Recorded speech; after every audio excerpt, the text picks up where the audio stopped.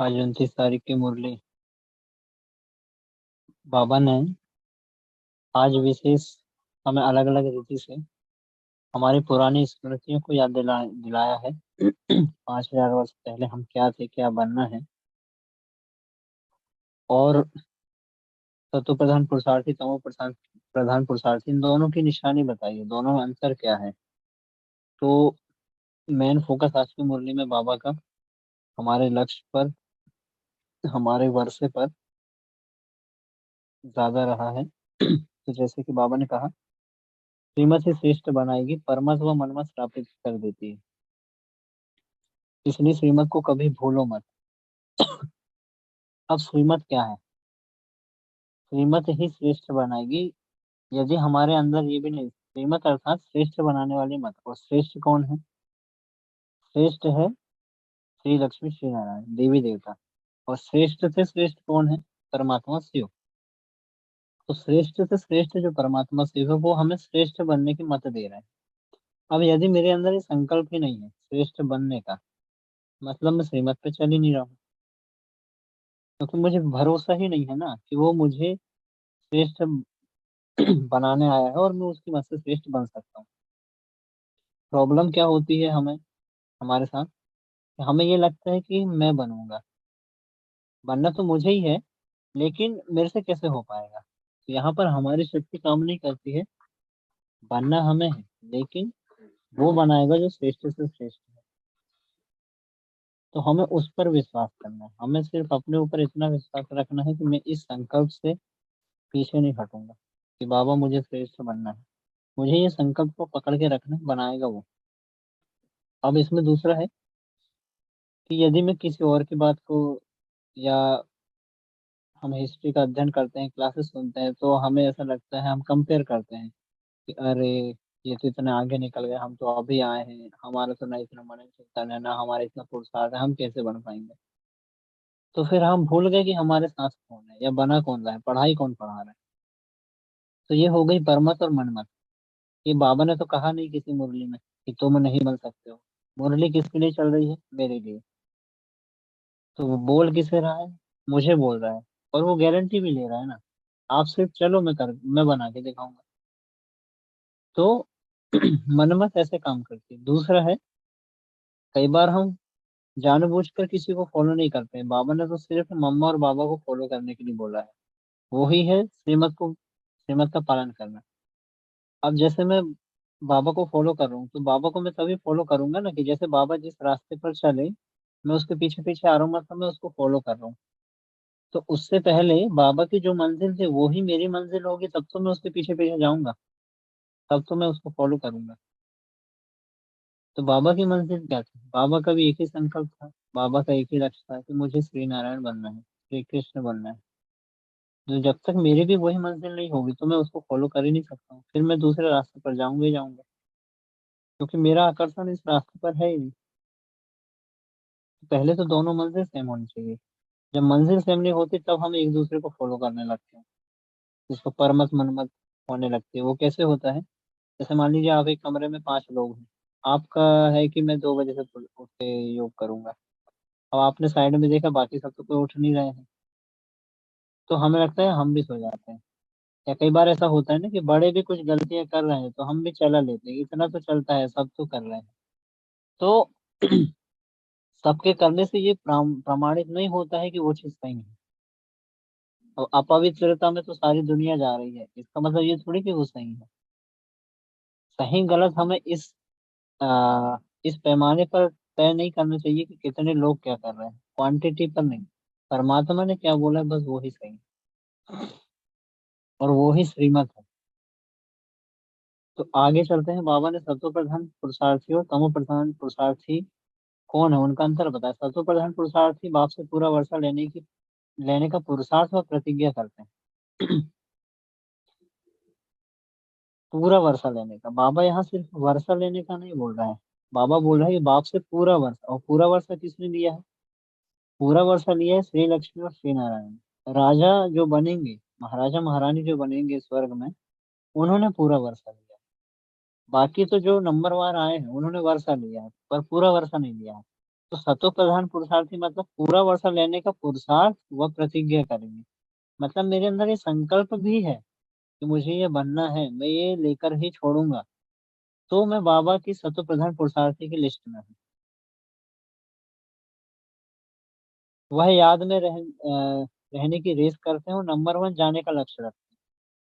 अब हमें देखना है कि हमारा लक्ष्य क्या है। और यदि हमारा नंबर वन में जाने का लक्ष्य ही नहीं है, तो फिर हम सतो प्रधान पुरुषार्थी की लिस्ट से ही बाहर हैं। तो फिर तो हम अपना खुद नंबर डिसाइड कर रहे हैं कि बाबा हम कहाँ पर हैं। फिर लास्ट समय हम बाबा को भी नहीं बोल सकते कि बाबा हमें ये पद क्यों मिल रहा है। बाबा तो बताएगा कि बच्चे मैंने तो बोला था। हमें सिर्फ लक्ष्य रखना है, हमें ये नहीं देखना है कि कितने लोग आके चले गए, कितने कितने बड़े महारथी हैं क्या है। बाबा अभी तक बोल रहे हैं, मतलब बाबा को पता है ना कि भाई हमारे अंदर वो ताकत है, हम आ सकते हैं। और दूसरा, अभी तक कोई नहीं बना होगा तब तो वो अभी तक बोल रहा है। और पहली चीज कि टीचर पढ़ाने आया है, तो जब तक पूरी पढ़ाई नहीं होगी, सारे स्टूडेंट पढ़ ना ले तब तक, और सभी एग्जाम ना दे दे तब तक, वो कैसे रिजल्ट निकाल देगा। ये तो उन लोगों के साथ अन्याय है जो बाद में आ रहे हैं। यदि पहले ही फिक्स हो जाए number one, number two, number three, ऐसे सब, तो वो तो लास्ट में आने वालों के साथ अन्याय हो रहा है। और परमात्मा किसी के साथ पक्षपात नहीं कर सकता है, नहीं तो उसको भगवान क्यों बोलेंगे। तो अभी सबके लिए चांस है। दूसरा है कि बाबा के पास एक से एक शॉर्टकट विधियां हैं ड्रामा में आगे आने के लिए। जैसे क्रिकेट में होता है ना कि जो शुरू से खेलते आ रहे हैं, लेकिन उनके पास समय ज्यादा था पर रन नहीं बना पाए। हम लास्ट में आए हैं और फिक्स है कि जीत हमारी होनी है। मतलब बाबा की जीत होनी ना, बाबा के बच्चों की, माया की हार होगी होगी। तो जीत हमारी होनी है, राज्य आना ही है, लेकिन अभी आया नहीं है। और अच्छे अच्छे जो आके चले गए उन्होंने राज्य ला नहीं पाया स्वर्ग, और हम बचे हैं। और जीत फिक्स है, मतलब आना हमसे ही है। तो क्यों ना हम इस क्रिकेट जो ये मैच चल रहा है, ये खेल चल रहा है, इसमें हम फिनिशर का रोल प्ले कर रहे हैं लास्ट में आके। तो मैन ऑफ द मैच हमें ही मिल जाएगा। तो बाबा ने बोला, और जो तमो प्रधान पुरुषार्थी होंगे उनकी निशानी क्या बताई? जो तकदीर में होगा वो अच्छा, प्रजा बनेंगे तो प्रजा ही सही। मतलब उनके सामने कोई प्लान नहीं है अपने पुरुषार्थ का। बस बाबा मिल गया बहुत। यदि बाप के वर्षे से प्यार नहीं है तो बाप से भी प्यार नहीं है। सिर्फ हम अपने आप को मूर्ख बना रहे हैं, ठग रहे हैं अपने आप को। क्योंकि कहीं ना कहीं ये भी एक आलस्य और अलबेलापन है कि हम बोलते हैं भाई हमें स्वर्ग से क्या लेना देना, हमें क्या करना है देवी देवता बनने से, हमें तो बाप से प्यार लेना है संगम में। और बाबा खुद बोल रहे हैं, यदि आप उसके बारे में नहीं सोच रहे हैं, बाबा कभी भी अपने आप को वर्षा से अलग नहीं करता। बाप और वर्षा शांति धाम सुख धाम दोनों चीज साथ साथ चलती है। तो यदि हमारे सामने वो नहीं है, वर्षा से प्यार नहीं है, मतलब बाप से भी प्यार नहीं है। क्योंकि जिससे प्यार होता है वो जो बोलता है वो करने के लिए सामने वाला, मतलब अपना जी जान लगा देता है। लौकिक में भी दो प्रेमी प्रेमिका होते हैं, तो उसको जो पसंद होगा वो करेगा, वो ही करेगा। तो बाबा आया इस धरती पे ये बनाने के लिए। तो यदि मेरा उससे प्यार है तो मैं उसके काम में हाथ बटाऊंगा ना, नहीं तो फिर प्यार है ही नहीं। सबसे ज्यादा प्यार ब्रह्मा बाबा को था, मम्मा को था, उन दोनों को अपने वर्षे से भी सबसे ज्यादा प्यार था। तो फॉलो फादर करना है। यदि हम ये भी नहीं सोच रहे हैं आगे का, तो हम फॉलो फादर मदर भी नहीं कर रहे हैं। उनके आगे माया का ऐसा विघ्न आता है जो रेस से ही बाहर निकल जाता है। बाबा बोले तमो प्रधान प्रधान पुरुषार्थी जो होंगे, जो ये सोचेंगे कि जो तकदीर में होगा मिल जाएगा, या इसी को दूसरे शब्दों में हम ऐसे यूज करते हैं कि ड्रामा में जो होगा वो सही, ड्रामा में जो होगा वो मिल जाएगा, ड्रामा में जो होगा वो मिल जाएगा। ये ड्रामा का जो पॉइंट है ये पास्ट के लिए है कि जो हो गया वो ड्रामा। लेकिन अभी मुझे ड्रामा बनाना है, देखा तो नहीं हमने क्या होगा। तो जो ऐसे सोचेंगे, बाबा ने बोला माया का उनके सामने ऐसा विघ्न आएगा जो रेस से ही बाहर हो जाएंगे, रेस से ही बाहर हो जाएंगे। आगे भी बीच में बाबा ने मुरली में बोला है कि जो सतो प्रधान पुरुषार्थी होंगे ना, उनके सामने ये हमेशा मतलब वो बाबा से बातें करेंगे, रुझान करेंगे, और उनके सामने हमेशा ये संकल्प रहेगा कि बाबा 5,000 वर्ष पहले भी आप आए थे, आपने हमें ऐसे ही पढ़ाई पढ़ाया था वर्षा लेने के लिए, और हमने आपसे भी वर्षा लिया था, 5,000 वर्ष पहले भी लिया था। ये है 5,000 वर्ष पहले लिया था, मतलब कल्प पहले भी हमने आपसे वर्षा लिया था, उनका ये संकल्प होगा। और ये संकल्प करना मतलब हम अपने ड्रामा को फिक्स कर रहे हैं। मैंने सोचा कि मैंने संकल्प किया कि मैं 5,000 वर्ष, ये बहुत, बाबा ने बोले ये बहुत गूढ़ राज है और इसको समझना है। यदि मैं ये संकल्प करता हूँ डेली भी कि 5,000 वर्ष पहले भी मैंने वर्षा लिया था, बाबा से पूरा वर्षा लिया था, तो मतलब मैं कल्प पहले अपने ड्रामा को फिक्स कर रहा हूँ। तो ये इतनी अच्छी विधि है, बाबा की शॉर्टकट तरीका है पुरुषार्थ का। यदि हमने 5,000 वर्ष कल्प पहले अपने वर्षे को फिक्स कर दिया, तो ड्रामा बंधा हुआ है उस चीज को रिपीट करने के लिए। ड्रामा बंधा हुआ है, ड्रामा की मजबूरी है कि वो ऐसा कराएगा फिर हम। तो ये बहुत एक जादू की छड़ी बोल सकते हैं इसको, बाबा की ये विधि है। डेली इस चीज को भी रिवाइज करने से हमें इतना पक्का हो जाएगा कि एक दिन आएगा आपको ऐसा फील होने लगेगा कि मैं बन ही गया। जैसे बाबा कई बार बोलता है ना कि जब आप नजदीक पहुंचने लगते हैं, तो आपको वहाँ के पेड़ पौधे और नज़ारे दिखने लगते हैं। जैसे हम घर जाते हैं ट्रेन से या मधुबन आते हैं, तो हमें मतलब पहाड़ियाँ दिखने लगती है ना, ऐसा समझ में आने लगता है कि भाई हाँ हाँ अब मधुबन बहुत नजदीक है।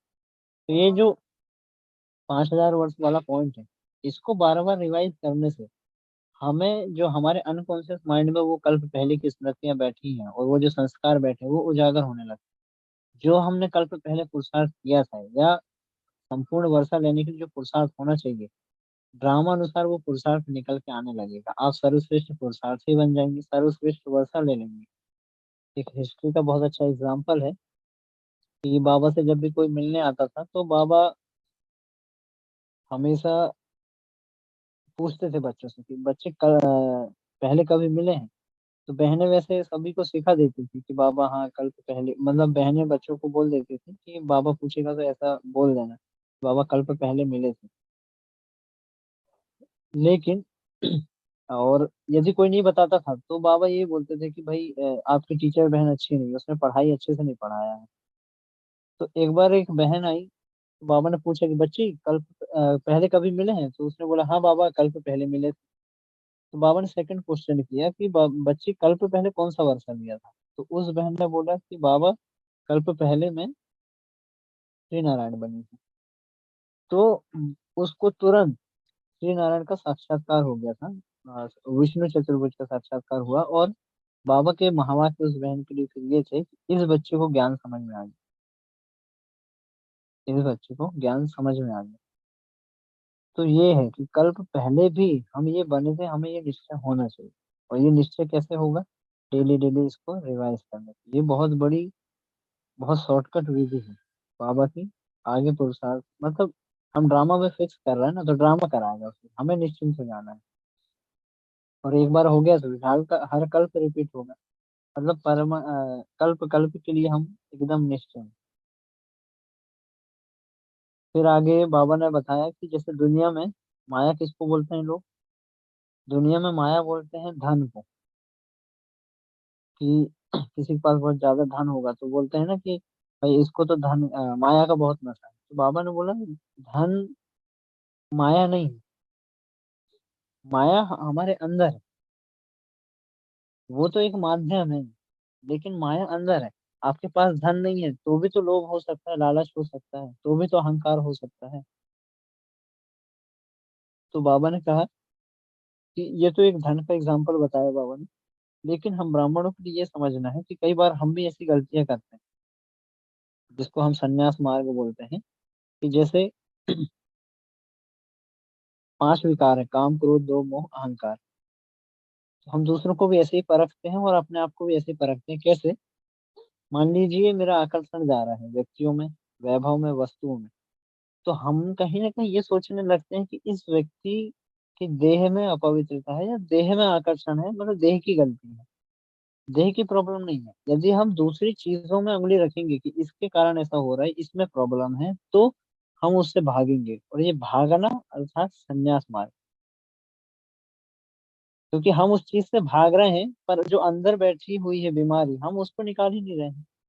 आज मेरा किसी व्यक्ति में आकर्षण जा रहा है, मैं उससे भाग जाऊंगा, तो कल किसी और में जाएगा, क्योंकि आकर्षण तो अंदर था, माया अंदर थी, विकार अंदर था। हमने क्या सोच लिया, विकार इस चीज में है, देह में विकार नहीं है। विकार आत्मा में। यदि देह में विकार होता तो फिर आप देह को हटा दो, निर्विकारी बन जाओगे, सामने वाले को जिसमें आकर्षण जाएगा, पर ऐसा नहीं होता, फिर कहीं और जाएगा आकर्षण। तो विकार अंदर है, तो मेहनत हमें अंदर करनी है। कई बार हम बाहरी चीजों में मेहनत करते हैं कि चीजों से छुटकारा पाते हैं, तो उसको त्याग करेंगे, इसको भी छोड़ दो, इसको भी छोड़ दो, यहाँ से भाग जाओ, जो सन्यासियों ने किया, घर बार छोड़ के चले गए, वहां दूसरे रूप में माया आ गई। मेहनत हमें अंदर करनी है, निकालनी। जब तक बाहर की चीजों में उंगली रखेंगे, जैसे क्रोध आया, तो हम कहते हैं इसने क्रोध दिलाया, इसके कारण क्रोध आया, तो वो ठीक जब तक नहीं होगा तब तक मैं भी नहीं होऊंगा, सीधी सी बात।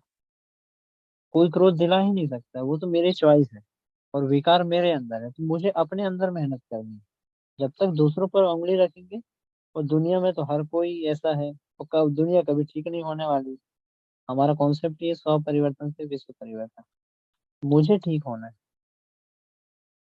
तो विकार अपने अंदर में है, अंदर काम करने। और बाबा ने बोला वो होगा योग से। योग से ही आत्मा पावन बनेगी, और पावन बनकर पावन दुनिया में जाएगी।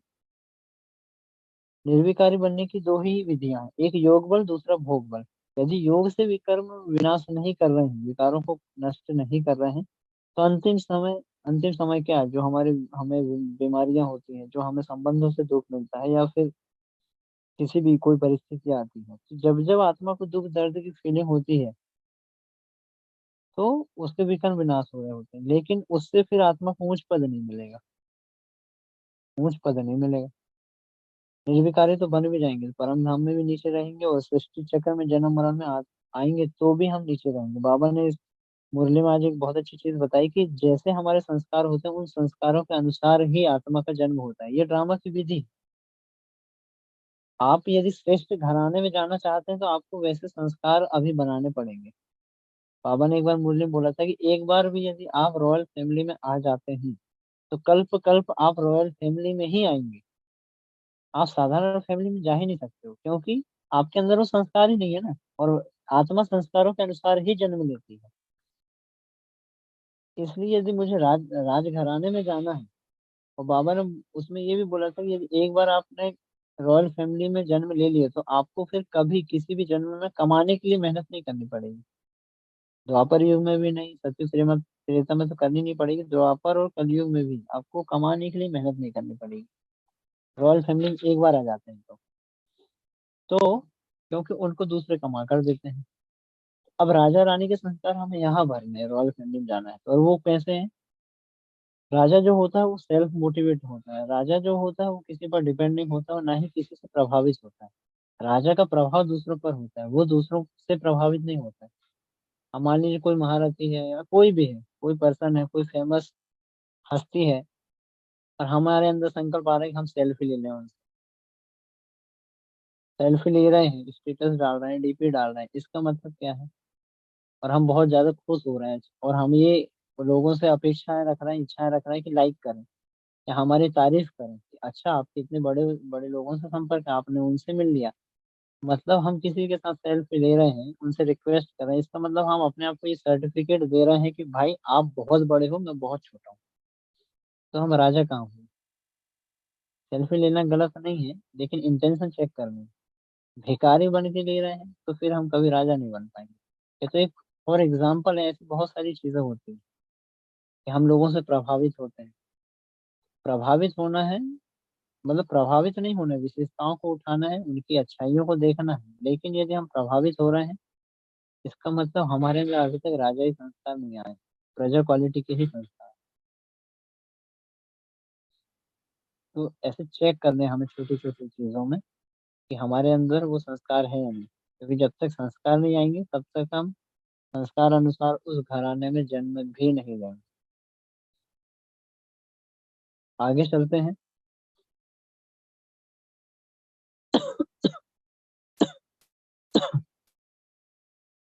बाबा ने बोला है, बाप परमधाम से आया है हुआ है, परंतु माया चील भी कम नहीं है, पंजा मार देती है, सबकी बात नहीं है नंबरवार। कोई तो एकदम भूल जाते हैं कि हम बाप से वर्षा लेते हैं, यहाँ बैठे हैं तो नशा चलता है। ये भूलना ही नहीं। यदि ये भूले कि हम वर्षा लेते हैं, तो नशा नहीं चलेगा। फिर जैसे कि ज्ञान मार्ग में हम चल रहे हैं, कल की मुरली में भी था ना कि चलते चलते थकान क्यों हो जाती है। ये ज्ञान, हम जब ज्ञान में चलते हैं तो जब नए नए आते हैं बहुत अच्छी स्पीड से बढ़ते हैं और धीरे धीरे हमारी स्पीड कम होने लगती है। कारण है कि एक होता है वॉकिंग करना, एक होता है यात्रा। यात्रा में कभी थकान नहीं होती और यात्रा में कभी हम लौट के नहीं आते। वॉकिंग मतलब जहाँ पर मंजिल नहीं, यात्रा मतलब जहाँ पे मंजिल है, जहाँ पे प्राप्ति है, जहाँ पे सामने कुछ दिखाई दे रहा है कि मैं क्यों जा रहा हूँ, क्यों दौड़ रहा हूँ, क्यों चल रहा हूँ। तो नशा चढ़ाने का एक ही साधन है, सामने मंजिल होनी चाहिए। और यदि ये भूल गए हम कि हम वर्षा लेने आए हैं, तो फिर माया जो बाबा बोला कि चील है पंजा मार देती है, वैसे ही। तो इसके लिए बाबा ने आज की मुरली में दो तीन विधियां और भी बताई हैं कि लक्ष्मी नारायण का चित्र घर में रख दो, पॉकेट में रखो, बार बार देखो। शुरुआत में हमें ऐसा फील नहीं होगा, बस देखते रहेंगे, लेकिन थोड़े दिन बाद वो चीज इतनी अंदर में फील होने लगेगी। और उसको बार बार ऐसे रिवाइज करना है, कल तो पहले भी मैं यही था, अभी भी बनूंगा। कल तो पहले मतलब रिवर्स गियर लगाने हम, एक एक जन्म में यदि हम पीछे जाएंगे तो एक समय आएगा जब हम यही थे और फिर से बने। ऐसे इसको बार बार फील करना है, तो वो नशा अंदर में, मतलब वो आपको इतना मोटिवेट करेगा कि फिर आपको बाहरी मोटिवेशन की जरूरत नहीं पड़ेगी पुरुषार्थ की।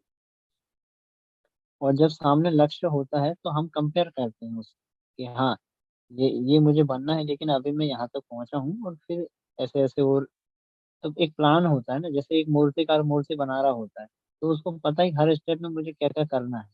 और वो जो संपूर्ण मूर्ति का एक उसके माइंड में चित्र होता है, उससे कंपेयर करता है कि अभी कहाँ तक कमी रह गई है और मुझे क्या करेक्शन करना है।